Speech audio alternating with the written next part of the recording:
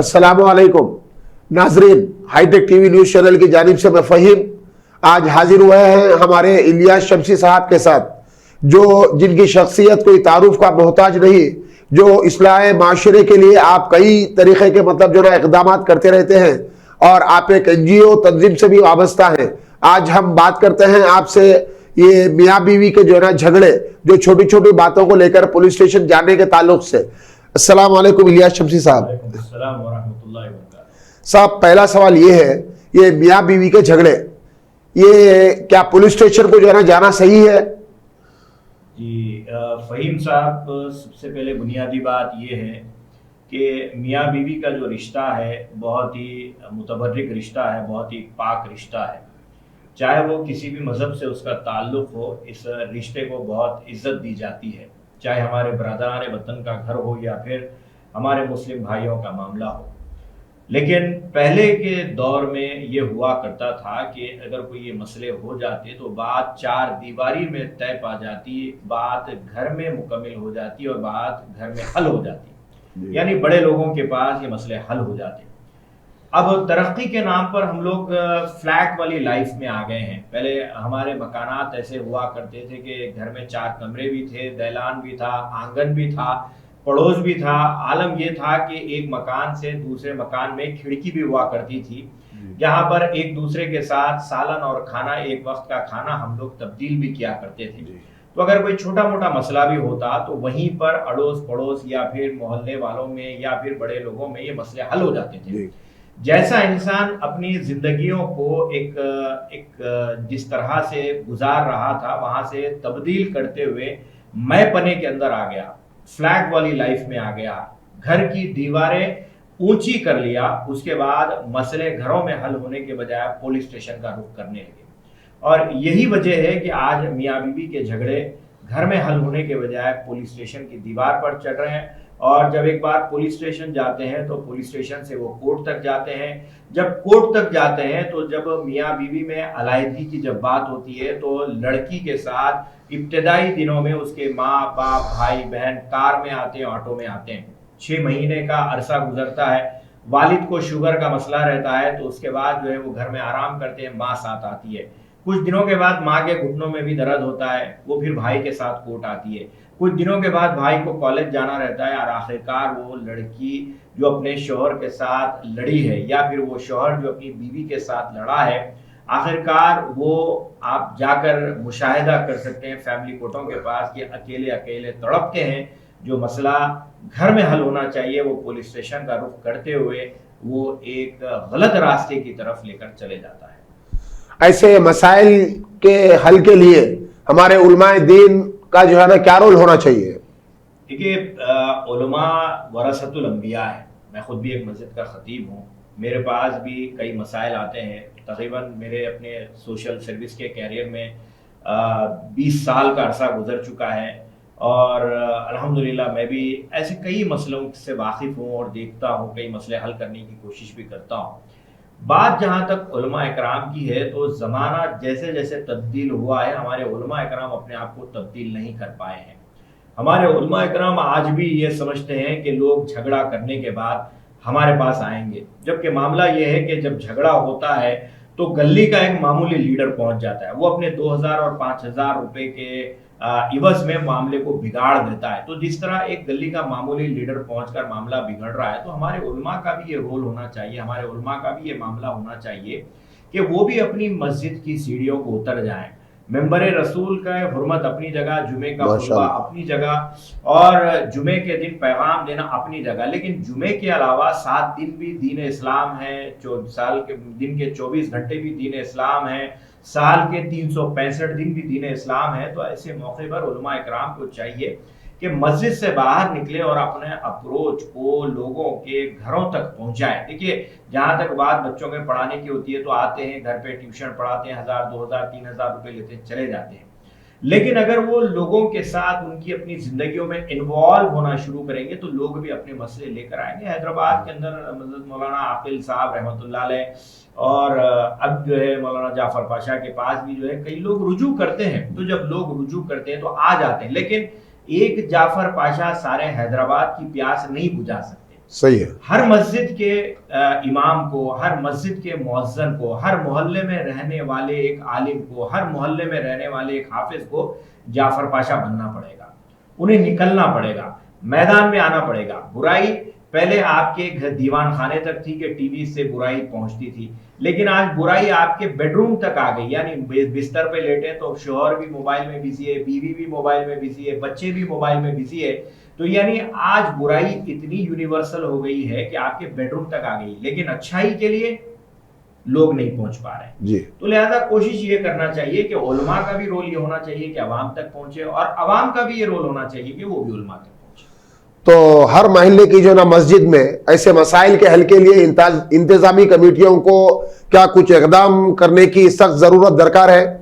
नहीं, बिल्कुल। देखिए, मैं बहुत ही अफसोस के साथ ये कहता हूं कि हमारे पड़ोसी रियासत कर्नाटका के कई ऐसे चर्च हैं जहां पर लोगों के मसाइल के लिए बाकायदा चर्च के अंदर सेंटर चलाए जाते हैं, लेकिन जब बात हमारी अपनी बरादरी के मुस्लिम भाइयों की आती है, तो मस्जिद तक पहुंचने की बात आती है, तो मुसलमानों का जो जवाल की जो बुनियादी वजूहात है, उन बुनियादी वजूहात में एक वजह यह है कि मुसलमानों ने मस्जिदों को सिर्फ सजदागाह बना रखा है।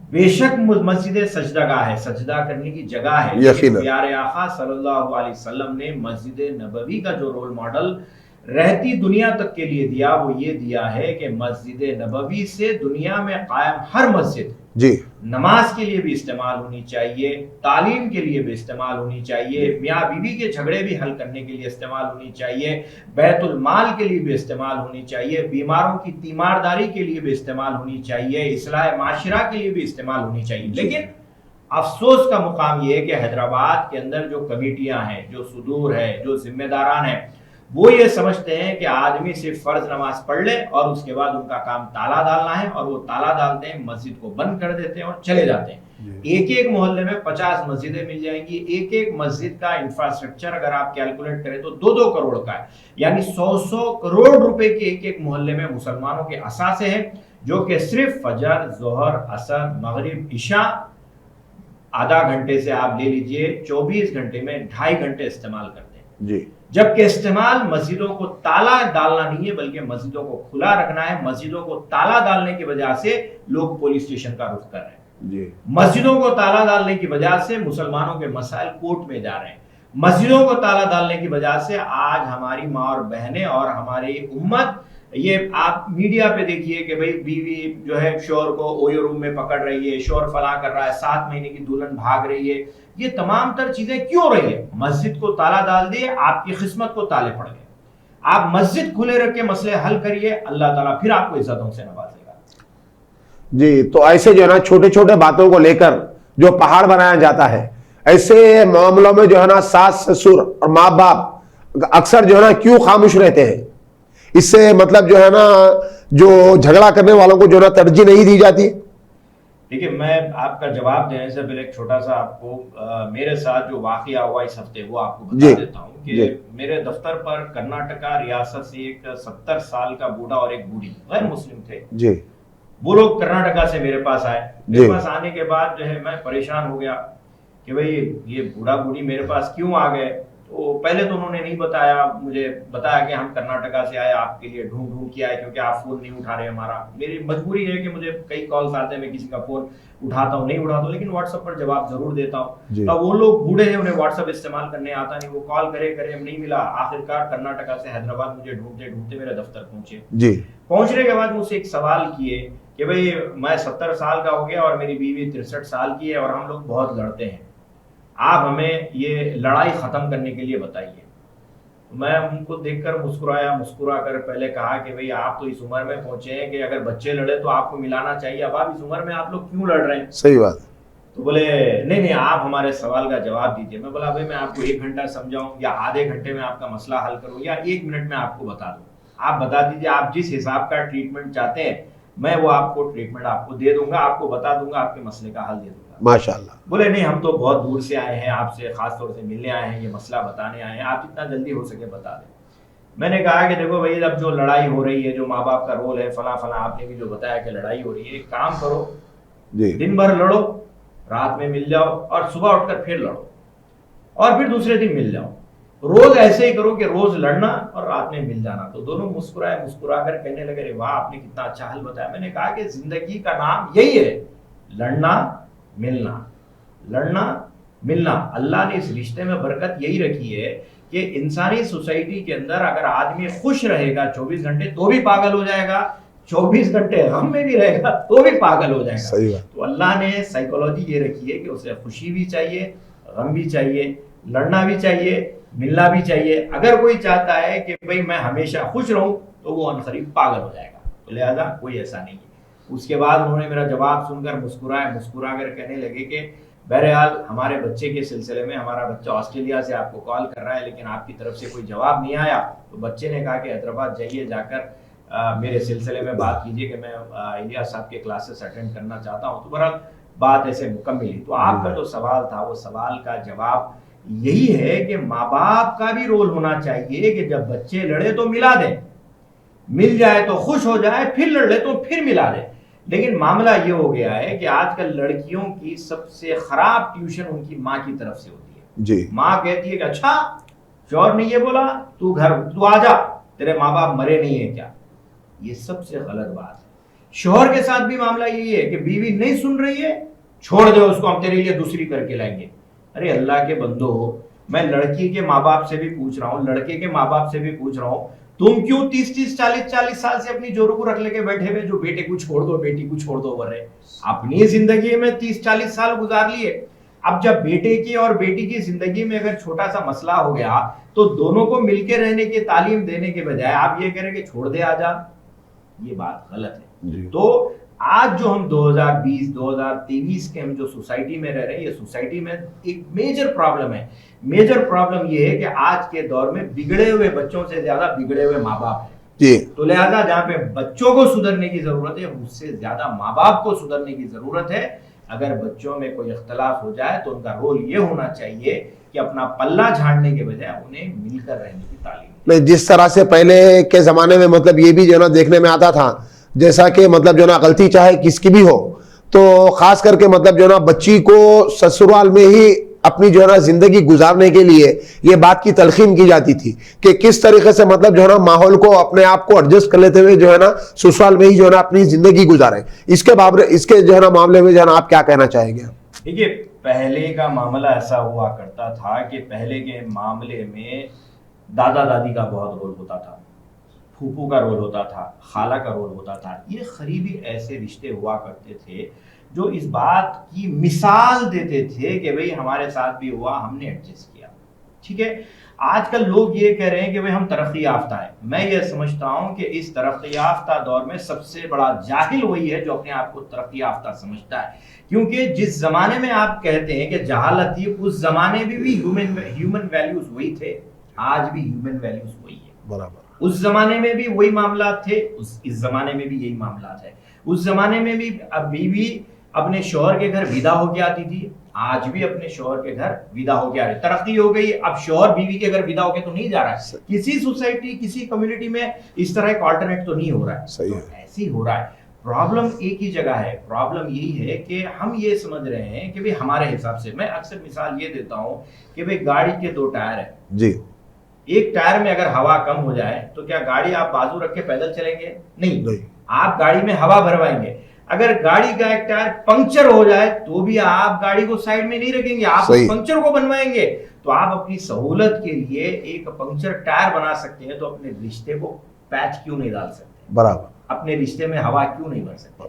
और सबसे बड़ा एक इश्यू ये होता है कि एक अगर आपने अपने घर में एक गुलाब का दरख्त उगाया है, आप खूबसूरत गुलाब है लाने के बाद अगर रखकर 8 दिन छोड़ दिए तो क्या वो गुलाब बाकी रहेगा?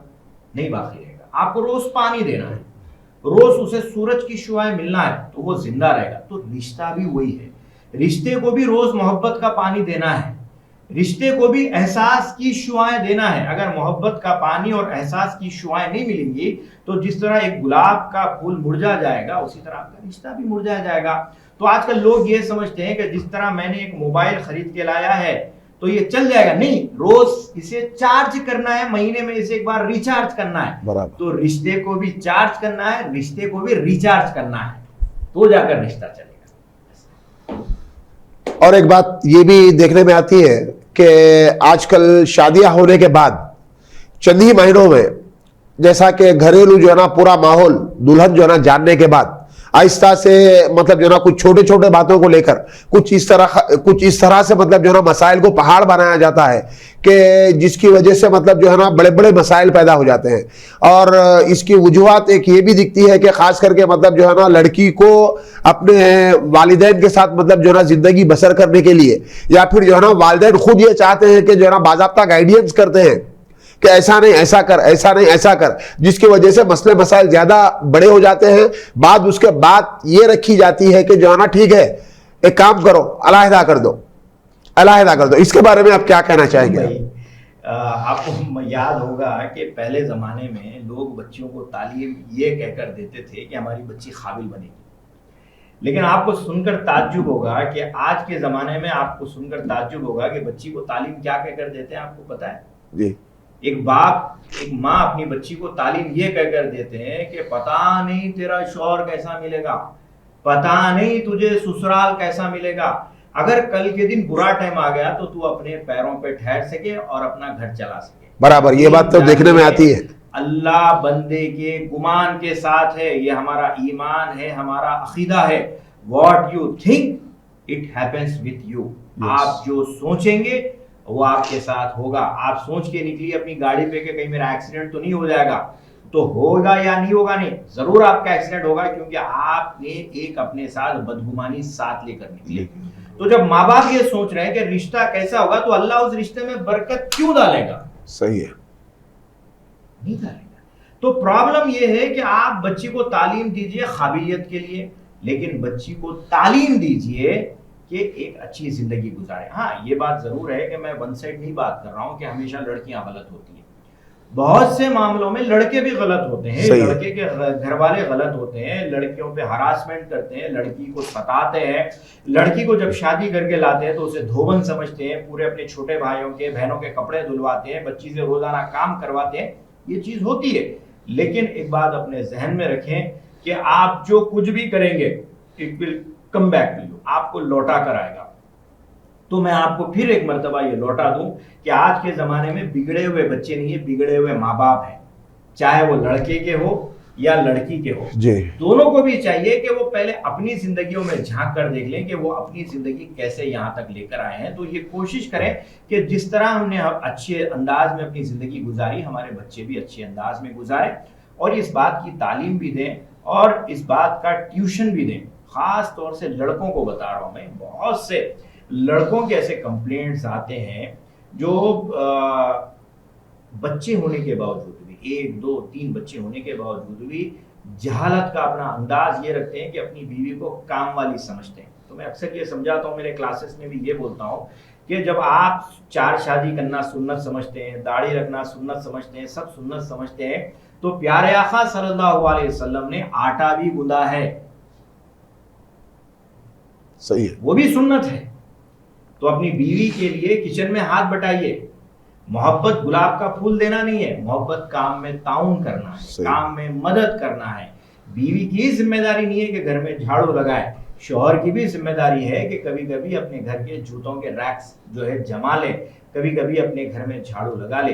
बीवी की ही जिम्मेदारी नहीं है कि हमेशा कपड़े धोए, शौहर भी कभी कभी कपड़े धो दे, इससे मोहब्बत बढ़ती है। मैंने अभी जो कहा ना कि भाई पौधे में पानी डालेंगे तो पौधा उगेगा, तो ये वही मोहब्बत है जो शौहर काम में हाथ बटा के कर सकता है। आजकल हो गया ये कि अगर बेचारा शौहर करने गया तो अम्मा बोलती जोरू का गुलाम, नहीं करा तो सास बोलती कैसा टेढ़ा मेला दामाद।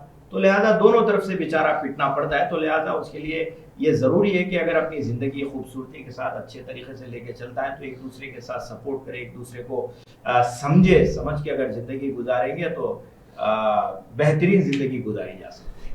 जी, अब जैसा कि एक और एक बात ये भी है कि अब ये गलत चीज़ों के वास्ते जिस तरीके से वालिदैन का जो ना जो गाइडेंस होते रहता है, अगर ये गाइडेंस जो है ना अगर बच्ची के बालिग होने के बाद यानी घरेलू कामकाज के तौर तरीक़ों पर और साथ ही साथ जो है ना अपने ख़ानदान में जिस तरह से रिश्तों को निभाया जाता उसी तरीके से अपने ससुराल वालों के साथ मतलब रिश्तों को निभाने में अगर जो है ना तवज्जो दी जाए, तो इसके ऊपर मतलब जो है ना आप क्या मैसेज देना चाहेंगे?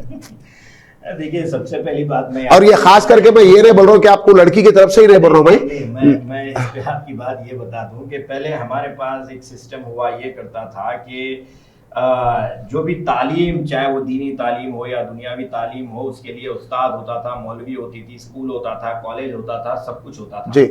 लेकिन अज़वजादी जिंदगी के लिए, फैमिली लाइफ के लिए हमारे दादा दादी बड़े लोग हुआ करते थे, जो कि वक्तन फौक्तन उन्हें समझाया भी करते थे, बताया भी करते थे, वो सीख जाया करते थे। आजकल हो गया ये है कि आप 16 साल, मैं ग्रेजुएट, इंजीनियरिंग ग्रेजुएट है या फिर मेडिसिन ग्रेजुएट है, तो 16-17 साल अपनी प्रोफेशनल लाइफ के लिए निकाल देते हैं, लेकिन महीना 2 महीने आप अपनी पर्सनल लाइफ के लिए नहीं निकालते हैं, जबकि आपके दिन का बेशतर दिन प्रोफेशनल लाइफ में गुजरता है, जबकि आपकी रात पर्सनल लाइफ में गुजरती है जी। तो प्रोफेशनल लाइफ में आप अपने आप को पीएचडी करवा रहे हैं, लेकिन पर्सनल लाइफ में आप एलकेजी के स्टूडेंट भी नहीं है, आपने तो पर्सनल लाइफ के स्कूल में कभी एडमिशन ही नहीं लिया है। तो उसके लिए जो है मैं तकरीबन 2017 से फैमिली इंस्टीट्यूट चला रहा हूँ। उसमें मैं 15 टॉपिक्स पढ़ाता हूँ कि what is marriage, why marriage, roles and responsibilities, what are the common mistakes made by husband and wife, dos and don'ts by husband, anger management, उसके साथ साथ होम मैनेजमेंट, उसके साथ साथ तकरीबन जो है सिर्फ 15 टॉपिक्स हम कवर करते हैं। वो कवर करने में उसमें हम ये बताते हैं कि भाई शादीशुदा जिंदगी में शौहर और बीवी कैसे रहना चाहिए। हत्ता कि हम ये भी बताते हैं कि आपके घर की दीवार की कलर और आप जिस बिस्तर पे सोते हैं वो बेडशीट भी आपके झगड़े की बुनियाद हो सकती है। ये मैं साइंस की बात कर रहा हूँ आपको। क्यों? आपके घर की दीवारों का अगर कलर लाल रहेगा तो मियाँ बीवी लड़ते ही रहेंगे, क्योंकि लाल रंग की तासीर से गुस्सा पैदा होता है, इसीलिए उसके अंदर शिद्दत आती है। इसीलिए जब दुल्हन का शादी का जोड़ा होता है तो वो लाल होता है, और जब वलीमे का जोड़ा होता है दुल्हन का तो हरा होता है। ये साइंस है जी। ये तमाम तर चीजें बताई जाती है। जब बताने के बाद देखिए, मैं अक्सर मिसाल ये देता हूं कि हम जानवर तो नहीं है, हम इंसान हैं। सही है। अगर मैं किसी जानवर को केला दे दूं, मौज दे दूं, तो वो छिलके के साथ खा जाएगा, लेकिन अगर मैं आपको दूं तो सही आप छिलके खाएंगे।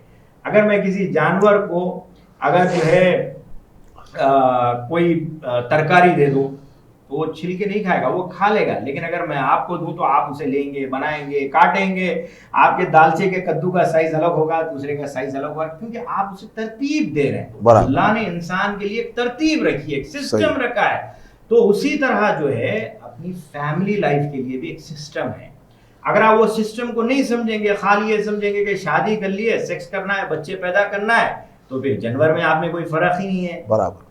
अगर आप ये समझते हैं कि मैंने शादी की है और इसके जरिए एक इंसानी नस्ल को मुझे आगे बढ़ाना है, और अपने मैं जिसकी बेटी को करके लाया हूं, या कोई औरत ये समझती है कि मैंने अगर किसी को शौहर कबूल किया है तो उसके साथ मुझे कैसे रहना है, क्या करना है, बच्चों को क्या करना है, तब जाकर एक इंसानी सोसाइटी बनेगी। वरना फिर जानवर और इंसान में कोई फर्क नहीं। आज ये पुलिस स्टेशन क्यों भरे पड़े हैं? उन्हें मालूम ही नहीं है, खाली लड़ लिए, पुलिस स्टेशन चले गए, वो लोग कोर्ट में दे देते, आपका 498A आ जाता, फिर भरोसा सेंटर चले जाता, वहां जाता, केस चलता, लाइफ डैमेज, फिर उसके बाद आ जाता पुराने शहर के रिश्ते नक्को। अरे पुराना शहर क्या करा जिसको बोल रहे हैं आप रिश्ते नक्को? पुराने शहर की क्या गलती है? सही बात है जो आप लिख रहे पुराने शहर के रिश्ते नक्को। ऐसी बात नहीं है कि पुराने शहर में खराब लोग हैं। पुराने शहर तो औलिया इकराम का शहर है, पुराने शहर तो अहले इल्म का शहर है, पुराने शहर तो काबिल लोगों का शहर है।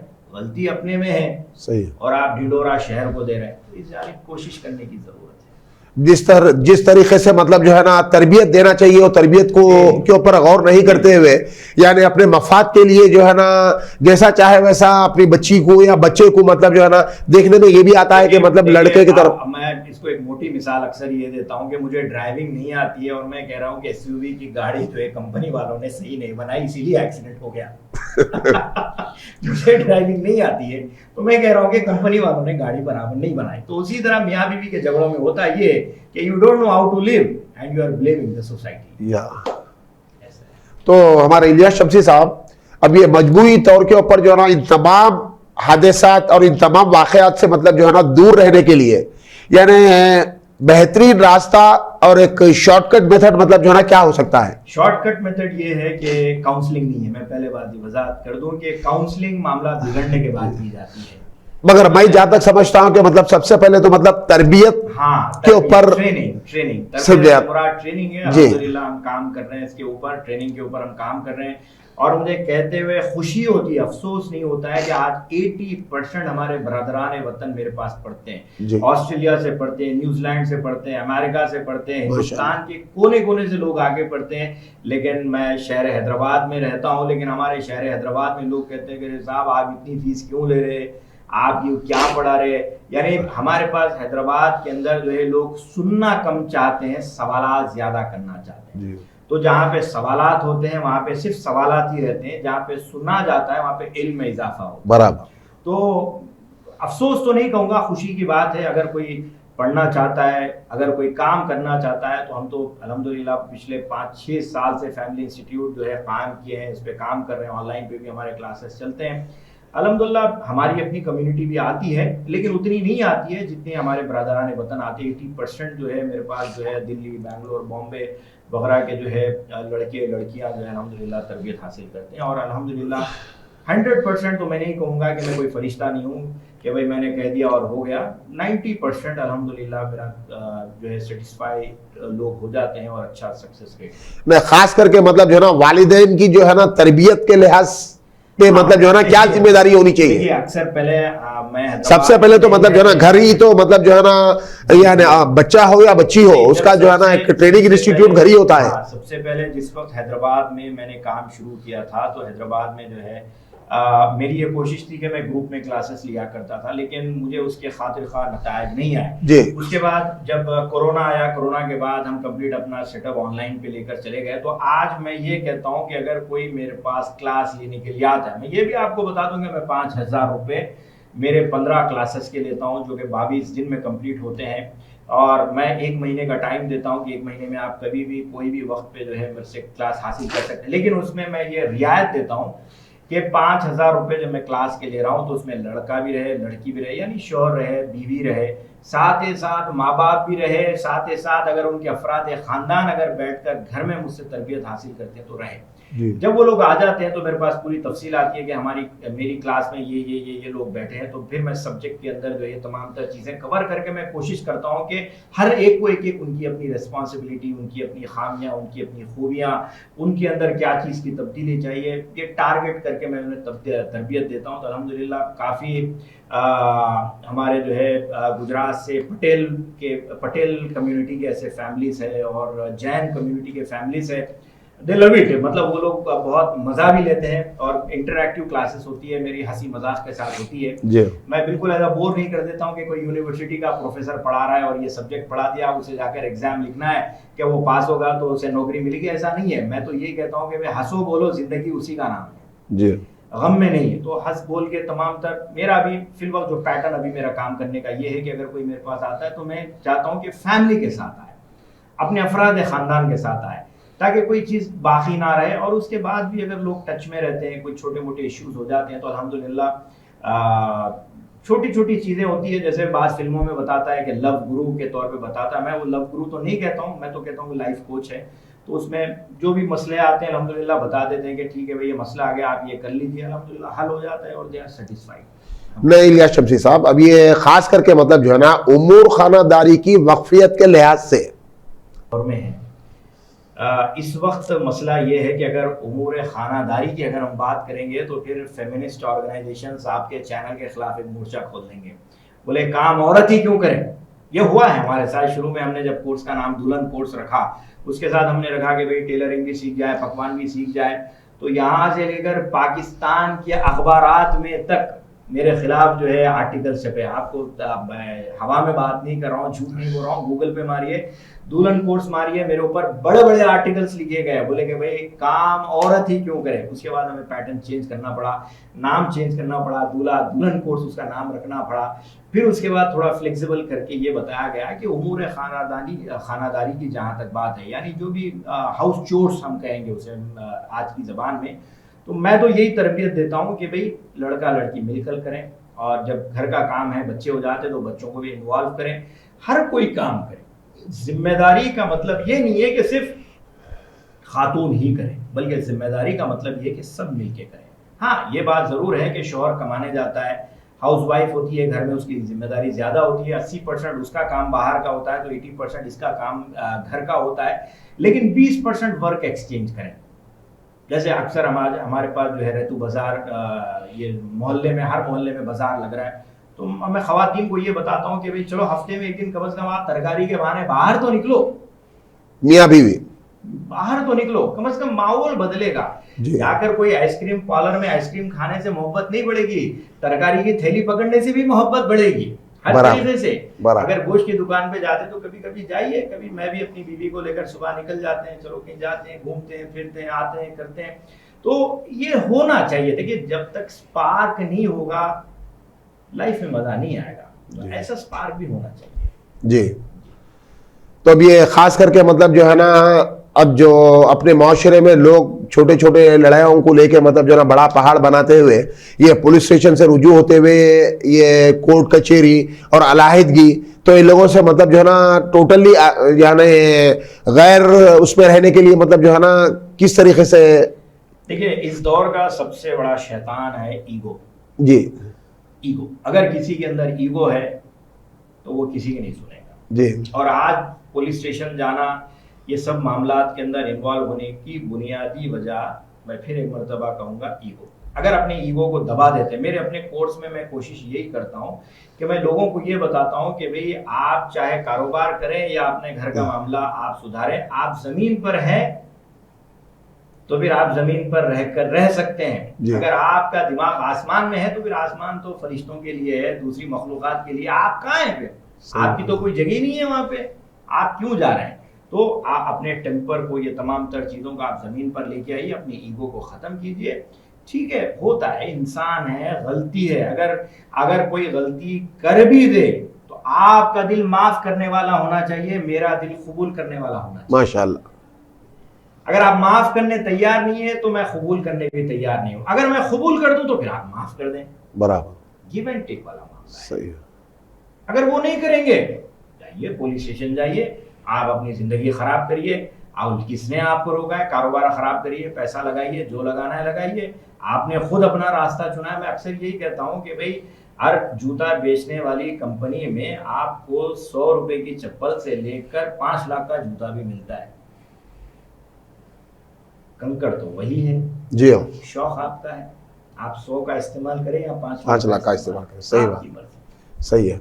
तो नाजरीन, ये थे हमारे इलियास शमसी साहब, जिन्होंने अपना कीमती वक्त देकर मियाँ बीवी के जो ना झगड़ों से दूर रहने के लिए अपने जो ना कीमती मशवरात से जो है ना हमारे हाईटेक टीवी न्यूज़ चैनल के नाजरीन को नवाजा है। और फिर इंशाल्लाह हाजिर होते हैं कोई नए मौजू लेकर। और अगर आप लोगों ने हमारा हाईटेक टीवी न्यूज़ चैनल अगर सब्सक्राइब नहीं किया है तो इसको सब्सक्राइब कर लें, ताकि इसी तरह से मतलब जो है ना माशराती और जो है ना यानी तालीमी मालूमात आप तक पहुंच सके, जिससे आप फायदा उठा सके। लिहाजा तब तक के दीजिए खुदा हाफिज, इजाजत दीजिए, खुदा हाफिज।